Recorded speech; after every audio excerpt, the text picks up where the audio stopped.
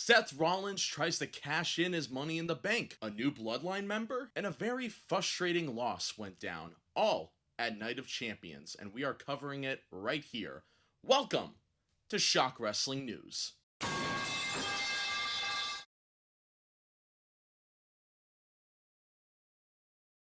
I am Ace, and here is your 2025 Night of Champions review. Cody Rhodes defeats Randy Orton in a pretty solid match to crown the 2025 King of the Ring. A little slow at some parts, but I hope they face off again. I thought this match would end up at a WrestleMania or a big type event like that. We had a little hint of Randy Orton's heel turn when he tricked the referee and took off the turnbuckle pad to try to, throw Cody's, face into it. Cody Rhodes wins, though, when he uses that turnbuckle to throw Randy Orton into it, and then he hits the crossroads, and he is your 2025 King of the Ring. This was predictable, but the correct decision. I didn't really want Orton versus Cena again, and I think it's time for Cody Rhodes to defeat John Cena and become WWE Champion once again. I'm going to give this match 3 out of 5 shocks. It was solid. Halloween is here early with Rhea Ripley taking on Raquel Rodriguez in a street fight. I did question why this match was on a PLE, but I will say the video package did a good job explaining Raquel and Rhea's friendship when they were brought into WWE, and the two have really good chemistry in the ring. Roxanne tried interfering a little bit, kind of planting the seeds for her to become Raquel's tag team partner, and maybe they hold on to the tag team titles while Liv Morgan is out hurt. The riptide from the top of the turnbuckle pad with the table onto the mat was awesome. WWE 2K, if you're watching, you should put that in the next game. Rhea Ripley wins 3.5 out of 5 shocks. This was probably the match of the night for me. Up next was Karrion Kross versus Sami Zayn. Karrion Kross's first PLE match since WrestleMania 40. A guy that's been getting a natural connection with the crowd, and obviously, I've been a big fan of his recent work. I wanted to see him win this match. Didn't happen. Good storytelling in the match, but Sami Zayn did not need this win. Yeah, he might be a world champion soon, as in soon, 7 to 12 months from now. What does he get out of this? 2 out of 5 shocks. Push Karrion Kross already. Jacob Fatu defended his United States Championship against Solo Sikoa. And finally, we had the return of the GOAT, Tonga Loa. There's a new Bloodline member. I don't really know the WWE name of him, though. Michael Cole and commentary kind of butchered that. But the return of Tonga Loa, the GOAT! Solo shockingly won the US title. This match was better than I thought it would be, and Tonga Loa is back on my TV. 3.4 out of 5 shocks. Jade Cargill versus Asuka was up next in the finals of the Queen of the Ring tournament, and Jade finally did it. She had a really sick Storm costume in WWE.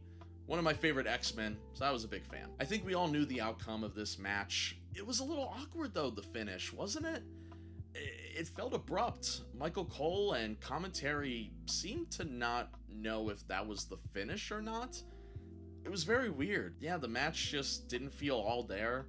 2 out of 5 shocks, unfortunately, even though the right winner won. The main event, though, was John Cena versus CM Punk for the WWE Championship. Potentially the last time we see these two battle one-on-one.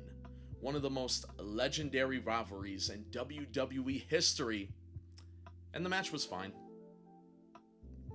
They played the hits. It was like seeing an old 80s rock band.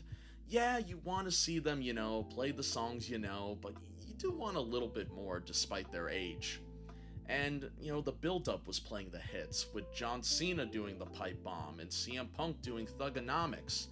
So this is kind of what I expected. CM Punk knocked out the ref by accident, and he had a clear visual winning pin on John Cena after that. Instead of another referee coming down, Seth Rollins made his way down the ramp with his faction. He had Bronson Reed and Braun Breaker, the Bronze, go ahead and attack CM Punk. Seth tries to cash in to make it a triple threat match. John Cena stops that though, hits the AA. Sami Zayn and Penta also come down and interfere. They attack Braun Breaker, who they have been feuding with. CM Punk and John Cena have a stare down, and I think they wanted me to have goosebumps here, but I really didn't. They have a handshake for some reason. Is CM Punk trying to sense good in Cena? It was very Star Wars. Cena tries to low blow Punk. Punk reverses into a GTS, but Seth Rollins hits Punk with the briefcase, then the stomp. 1, 2, 3, John Cena, still your WWE champion. A really overbooked match with useless cameos. Unfortunately, it's a 2.1 out of 5 shocks for me. Night of Champions was a below average PLE with some cool moments, but overall, it just feels very skippable. And that is definitely not what you want when you have matches like Cody and Orton and Punk and Cena on the card. The future is looking a little more exciting though, at least the near future. We're heading into the SummerSlam build. Like I said earlier, we're going to have Cody Rhodes versus John Cena for the WWE title. Jade Cargill is going to take on Tiffany Stratton for the Women's Championship that I think will have a Naomi cash in. So SummerSlam's looking pretty fire. We got Goldberg versus Gunter in July, Goldberg's potential last match in Atlanta, Georgia. We'll see how that all pans out, and it will all be covered here on Shock Wrestling News. We'll be doing it all, so you do not want to miss it. We want to become your #1 destination for all things pro wrestling. And for all of you Shock Wrestling Universe fans over in our WWE 2K series, I have a special sneak peek of tomorrow's live stream, the Aftershock PLE. Take a look.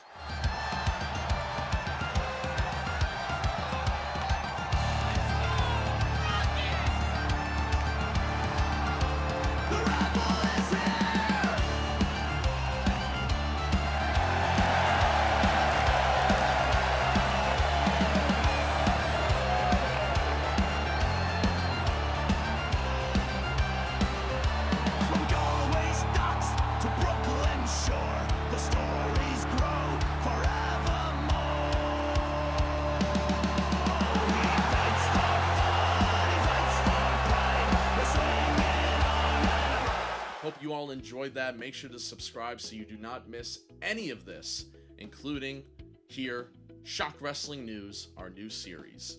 Thank you all for watching, and I will see you all in the next video.